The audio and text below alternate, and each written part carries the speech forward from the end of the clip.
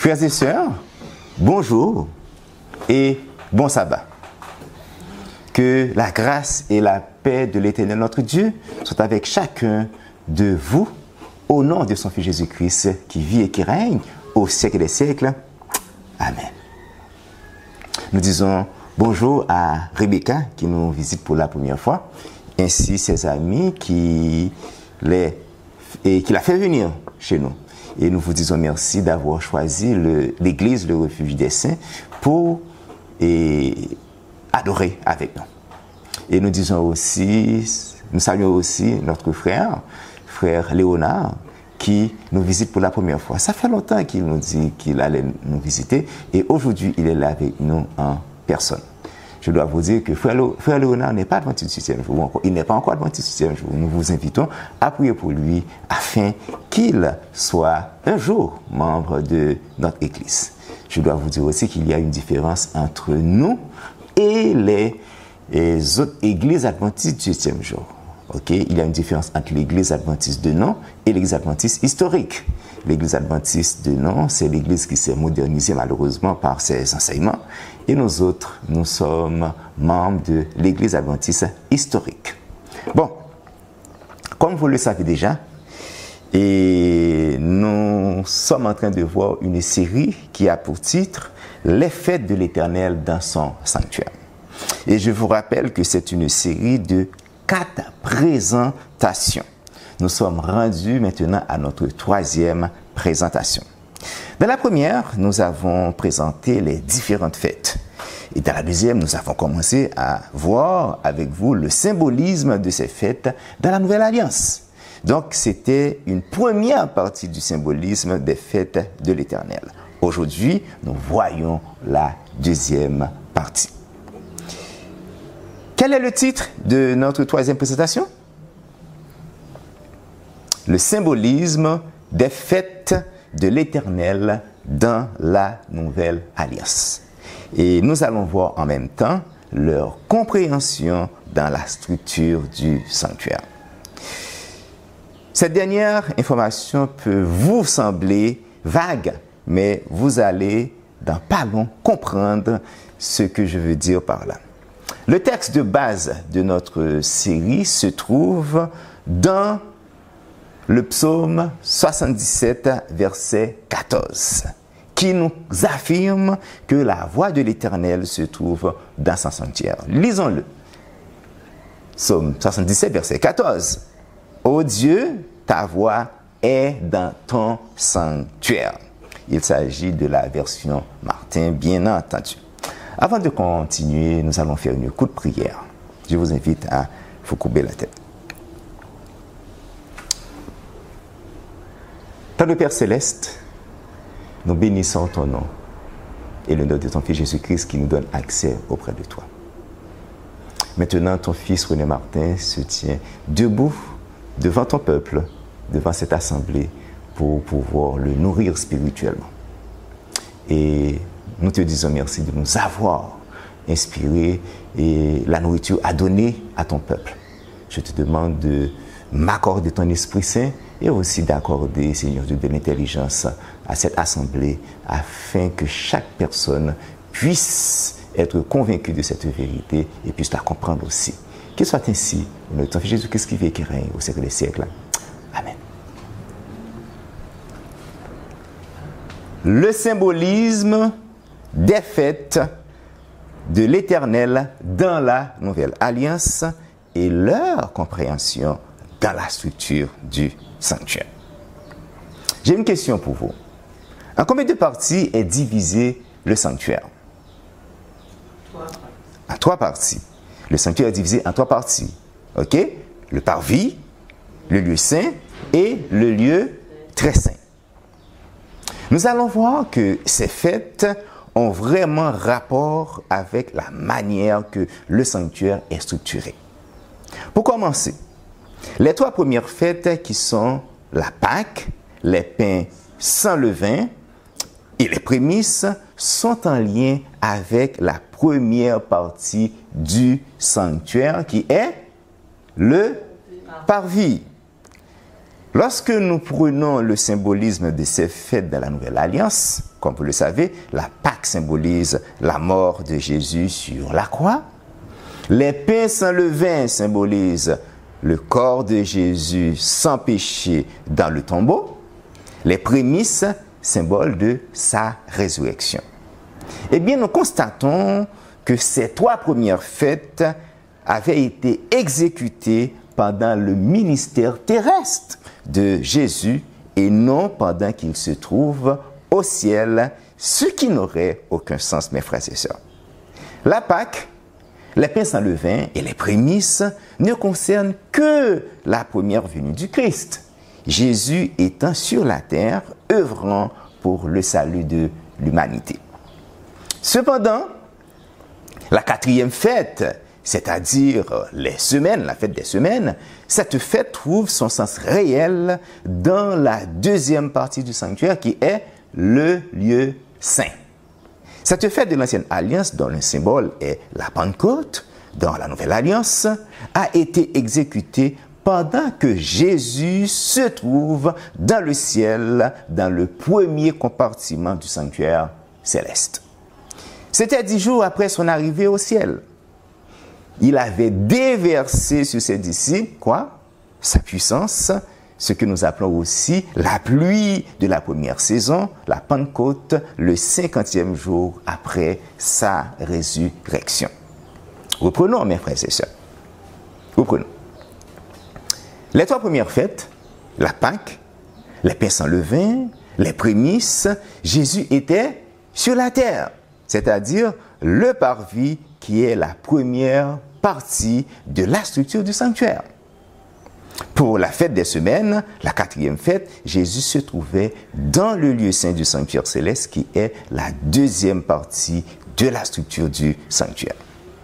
Après avoir passé 40 jours sur la terre et 10 jours au ciel, qui fait un total de 50 jours après les prémices, après la résurrection de Jésus-Christ, Jésus, étant dans le lieu saint, a déversé la puissance de son esprit sur ses disciples, que la Bible lui-même appelle la Pentecôte. Et la troisième et dernière partie du sanctuaire, c'est quelle partie? C'est le lieu très saint. La fête qui caractérise cette partie, c'est celle des expiations, c'est-à-dire la purification du sanctuaire, œuvre qui se fait que dans le second compartiment du sanctuaire céleste, le 7e mois et le 10e jour. Cérémonie annuelle qui n'était que le service type. Et le réel, l'antitype, s'est réalisé avec Jésus en automne 1844 lors de son entrée dans le lieu très saint du réel sanctuaire, le sanctuaire céleste, pour purifier le sanctuaire. Ça nous invite à lire Daniel 8, verset 14, qui nous dit « 2300 soirs et matins, puis le sanctuaire sera purifié. » Frères et sœurs, nous avons constaté et nous sommes maintenant convaincus que les fêtes de l'Éternel se trouvent réellement dans la structure de son sanctuaire. Sanctuaire qui est divisé en combien de parties? En 3 parties. La Pâque, les pains sans levain, les prémices. Le premier mois concerne le parvis, les semaines, le 3e mois concerne le lieu saint, le premier compartiment de la tente d'assignation, la fête des expiations, le 10e jour du 6e mois concerne le lieu très saint, le 2e compartiment de la tente d'assignation. Dans l'Ancienne Alliance, les 4 premières fêtes étaient exécutées au printemps. Et c'était pareil à la première venue du Christ. Ces fêtes avaient été exécutées au printemps de l'an 31. Ensuite, nous avons constaté qu'il y avait un écart d'environ combien de mois? D'environ 3 mois avant l'arrivée des 3 dernières fêtes d'automne de Lévitique 23. Là, nous sommes en train de parler d'écart, mes frères et sœurs. Lorsque nous regardons dans la Nouvelle Alliance, nous constatons aussi un écart, un très grand écart entre les 4 premières et les 3 dernières fêtes de Lévitique 23. C'est un écart de combien de temps? C'est un écart de 1813 années. Nous allons faire le calcul, mes frères et sœurs. OK? De 1844, l'année où Jésus est entré dans le lieu très saint, moins l'année 31, l'année à laquelle il avait terminé son ministère terrestre et déversé ensuite son Saint-Esprit sur ses disciples, le résultat de ce calcul nous donne exactement 1813 années. Donc, l'écart dans la Nouvelle Alliance n'est pas 3 mois, mais 1813 années littérales. Déjà, nous voyons que le symbolisme de la première fête des 3 dernières fêtes annuelles de Lévitique 23 ne respecte pas le cadre annuel du calendrier religieux juif, y compris pour les 2 autres qui suivront. Ces 3 dernières fêtes sont les trompettes, les expiations et la fête des tabernacles. Je vous rappelle, mes frères et sœurs, que la fête des trompettes, la première de ces 3 dernières fêtes du chapitre 23 de Lévitique, annonçait quoi? Annonçait l'arrivée de la fête des expiations. Pendant 10 jours, on sonnait de la trompette pour sensibiliser les Hébreux à se préparer à confesser leurs péchés. Pourquoi? Parce que le grand jour des expiations allait arriver. Les Hébreux devaient donc se conformer pour ce jour grand et solennel. Venez, confessez vos péchés avant l'arrivée du 10e jour du mois, qui est le jour choisi par l'Éternel pour faire l'expiation finale des péchés de tous les enfants d'Israël. À présent, le symbolisme de la fête des trompettes dans la Nouvelle Alliance. Question, mes frères et sœurs. Que symbolise la fête des trompettes dans le temps de la fin? Quel sens cette fête de l'Ancienne Alliance a-t-elle en Jésus? Quelle est sa signification réelle dans la Nouvelle Alliance? Eh bien, la signification de la fête des trompettes de l'Ancienne Alliance trouve sa réalisation dans le mouvement Advent, qui est l'œuvre de William Miller avec ses collègues et d'autres personnes à travers le monde. Oui, mes frères et sœurs, il y avait d'autres personnes. Il n'y avait pas que William Miller et ses collègues. Des personnes comme Louis Gozen en France, Robert Winter en Angleterre, Joseph Wolf en Proche-Orient, Manuel de la Cunza en Amérique du Sud, sans oublier Charles Finney aux États-Unis. Tout ce beau monde avait annoncé l'heure du jugement et de la purification du sanctuaire, l'arrivée des expiations, selon bien entendu leur compréhension de Daniel 8, verset 14. Ces gens ont tous sonné la trompette pour annoncer la purification du sanctuaire, comme William Miller l'avait fait aux États-Unis. Le message de ces hommes de Dieu avait fait son travail dans le cœur de leurs auditeurs. 2300 soirs et matins, puis le sanctuaire sera purifié. Message qui est directement lié au message du premier ange de l'Apocalypse 14 qui nous dit de craindre Dieu car l'heure de son jugement arrive. Préparez-vous, confessez-vous parce que le sanctuaire va être purifié, le jugement va commencer dans la maison de l'Éternel. Nous allons lire Daniel 8, versets 13 et 14. Je t'entendis parler, un saint et un autre saint dit à celui qui parlait. Pendant combien de temps s'accomplira la vision sur le sacrifice perpétuel et sur le péché dévastateur? Jusqu'à quand le sanctuaire et l'armée seront-ils purifiés? Et il me dit, 2300 soirs et matins, puis le sanctuaire sera purifié. Acte 3, verset 19. Repentez-vous donc et convertissez-vous afin que vos péchés soient effacés. Apocalypse 14, verset 6 et 7. Le message du premier ange de l'Apocalypse 14. Je vis un autre ange qui volait par le milieu du ciel, ayant quoi? Ayant un évangile éternel pour l'annoncer aux habitants de la terre, à toute nation, à toute tribu, à toute langue et à tout peuple. Ce message est destiné à toutes les nations, à toute tribu, à tous les peuples. Mes frères et sœurs, Les Juifs qui ne croient pas en Jésus sont concernés par ce message. Les Juifs qui observent le sabbat sont concernés par ce message. Est-ce qu'un membre de l'Église protestante peut aller prêcher ce message aux Juifs, leur disant d'observer le dimanche? Impossible, mes frères et sœurs. Ce message, il n'y a que nous, mes frères et sœurs, qui pouvons faire ce travail. Verset 7.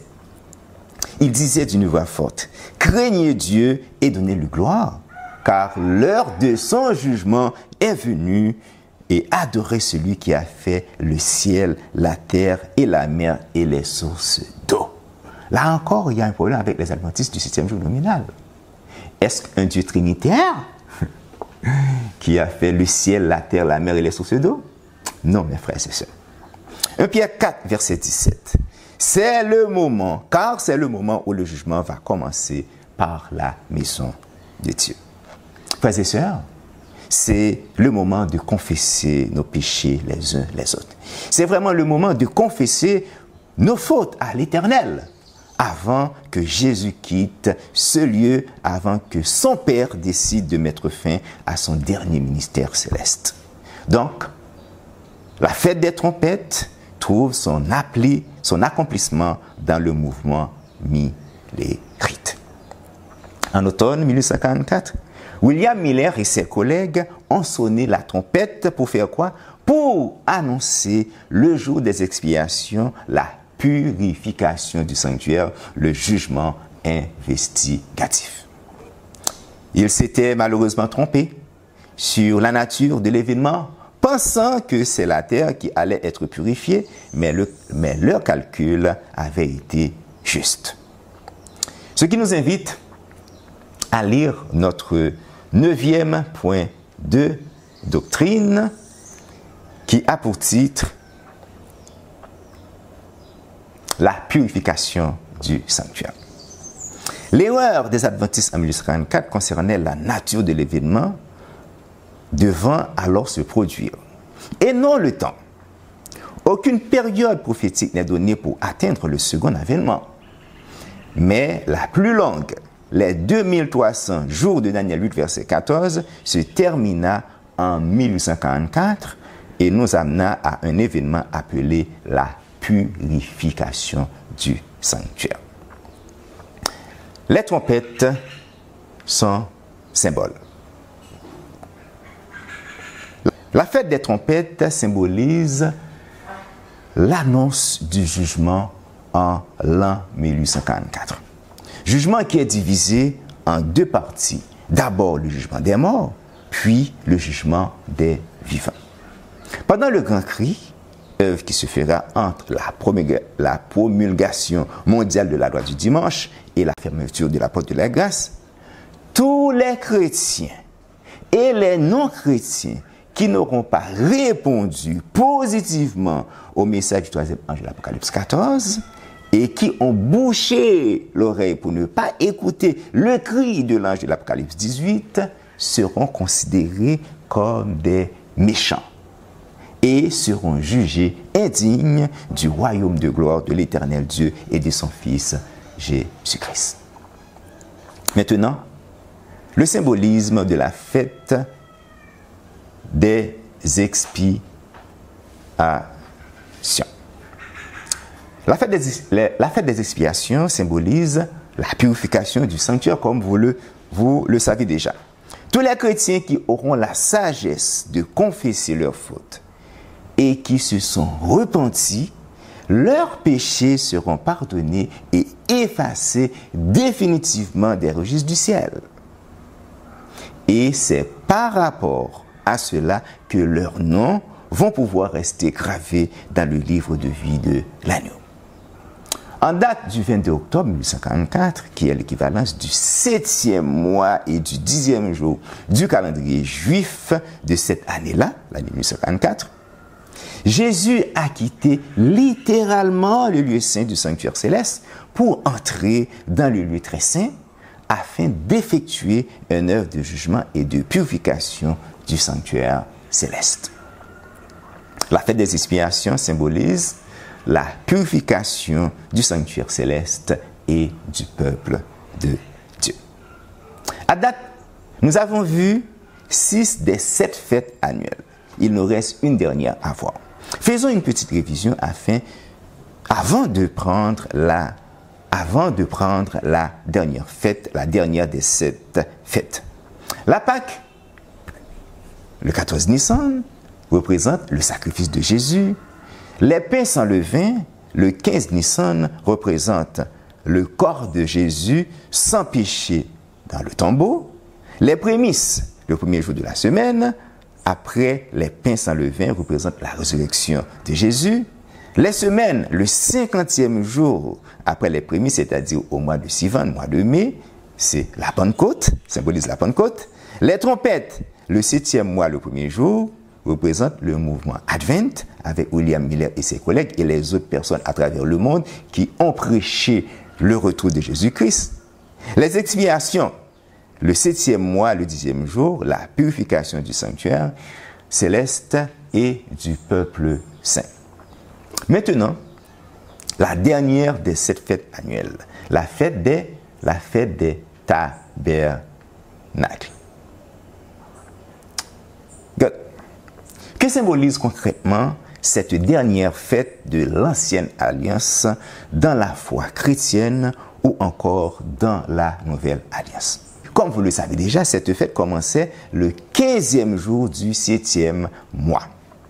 Les enfants d'Israël devaient la fêter pendant 7 jours où ils se trouvaient tous sous des tentes pour leur rappeler leur parcours de l'Égypte pendant le désert pour arriver dans le pays que l'Éternel avait promis aux patriarches, ces patriarches qui sont Abraham, Isaac et Jacob.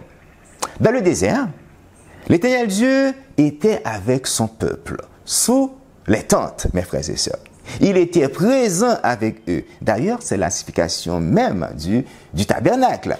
Le Dieu du ciel qui voulait habiter avec son peuple. Exode 25, verset 8. Ils me feront un sanctuaire et j'habiterai au milieu d'eux. Le sens réel de cette fête, c'est-à-dire son sens dans la nouvelle alliance, le sens réel de la fête des tabernacles, sera quand Jésus aura terminé son dernier ministère céleste et qu'il viendra chercher son peuple, un peuple saint qui est justifié, sanctifié, purifié pour être glorifié pour les demeures du ciel, là où se trouve l'Éternel, le Père de Jésus. Jean 14, versets 1 à 3. Que votre cœur ne se trouble point. Croyez en Dieu et croyez en moi. Il y a plusieurs demeures dans la maison de mon Père. Si cela n'était pas, je vous l'aurais dit. Je vais vous préparer une place et lorsque je m'en serai allé et que je vous aurai préparé une place, je reviendrai et je vous prendrai avec moi afin que là où je suis, vous y soyez aussi. Frères et sœurs et amis, le temps est proche. Notre délivrance approche. Nous nous approchons de jour en jour de ce jour que nous attendons tous. C'est pour cela qu'il nous est conseillé de nous sanctifier et de pratiquer la justice. Apocalypse 22, versets 11 et 12 nous le confirment. Que celui qui est injuste soit encore injuste. Gloire à Dieu. Gloire à Dieu, nous ne faisons pas partie des injustes. Nous sommes justes en qui? En Jésus-Christ qui nous a justifiés par sa mort sur la croix. Que celui qui est souillé se souille encore. Le Fils de Dieu nous appelle quoi? Il nous appelle tous à la sanctification, mes frères et sœurs. On continue. Et que le juste pratique encore la justice. Et que celui qui est saint se sanctifie encore. Voici, je viens bientôt et ma rétribution est avec moi pour rendre à chacun selon ce qu'est son œuvre. Frères et sœurs et amis, il n'y a pas de sanctification sans l'obéissance aux 10 commandements de Dieu. Les demeures de la maison du Père, c'est pour qui? C'est pour les hommes qui acceptent la justice du Christ, qui ont mené une vie de sanctification et qui auront été purifiés. Les demeures du ciel sont pour les chrétiens qui auront été jugés dignes pendant le jugement investigatif. Après la fermeture de la porte de la grâce et avant la seconde venue du Christ, ça sera un temps de détresse. Le temps de détresse qu'avait annoncé le prophète Daniel dans le premier verset de son 12e chapitre. Daniel 12, verset 1er. En ce temps-là, se lèvera Michaël, qui représente Jésus-Christ, le grand chef, le défenseur des enfants de son peuple. Et ce sera une époque de détresse telle qu'il n'y en a point eu de semblable depuis que les nations existent jusqu'à cette époque.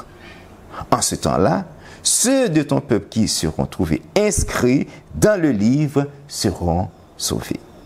Gloire à Dieu, nous savons quoi faire pour que nos noms puissent rester gravés dans le livre de vie. Pendant cette période de détresse, jamais vue auparavant, l'Éternel, notre Dieu, enverra 7 anges déverser 7 derniers fléaux, les 7 coupes de sa colère sur les injustes encore vivants. Apocalypse 15, verset 1. Puis je vis dans le ciel un autre signe grand et admirable. 7 anges qui tenaient 7 fléaux, les derniers, par eux s'accomplit la colère de Dieu. Ce sont les injustes qui seront visés par la colère de Dieu. Apocalypse 16, verset 1er.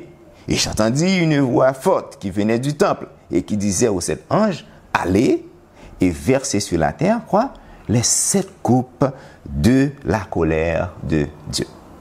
L'Éternel, notre Dieu, sera en colère contre ceux qui n'ont pas répondu positivement au message du 3e ange de l'Apocalypse 14. Le Dieu d'amour sera en colère. Lisons le message de l'ange de l'Apocalypse, le message du 3e ange. Apocalypse 14, verset 9 à 11, y compris le verset 12, vous allez voir. Si quelqu'un adore la bête et son image, et reçoit une marque sur son front ou sur sa main, il boira lui aussi du vin de la fureur de Dieu, versé sans mélange dans la coupe de sa colère, et il sera tourmenté dans le feu et le soufre devant les saints anges et devant l'agneau. Verset 11. Et la fumée de leur tourment monte au siècle des siècles, et ils n'ont de repos ni jour ni nuit, ceux qui adorent la bête et son image, et quiconque reçoit la marque de son nom. Cependant, ceux qui auront compris ce message et l'auront accepté seront des intelligents et sont appelés saints, ils seront protégés. La colère de Dieu et de l'agneau ne les atteindront pas. Ces gens auront gardé la loi d'amour de Dieu et auront persévéré dans l'enseignement du Christ. Ces gens ne seront pas trinitaires, mes frères et sœurs. Pourquoi? Parce qu'ils auront gardé la foi de Jésus. C'est quoi la foi de Jésus, mes frères et sœurs? Eh bien, la foi, vous le connaissez déjà, ça a rapport avec les enseignements, la doctrine. Que nous dit? La foi vient de ce qu'on entend, et ce qu'on entend vient de la parole de Dieu. Donc, la foi de Jésus est l'enseignement de Jésus-Christ. Jésus-Christ avait-il enseigné la Trinité? Non, mes frères et sœurs. Apocalypse 14, verset 12. C'est ici la persévérance des saints qui gardent les commandements de Dieu et la foi de Jésus. Daniel 12, verset 3. Ceux qui auront été intelligents brilleront comme la splendeur du ciel. Frères et sœurs, soyons des hommes et des femmes intelligents.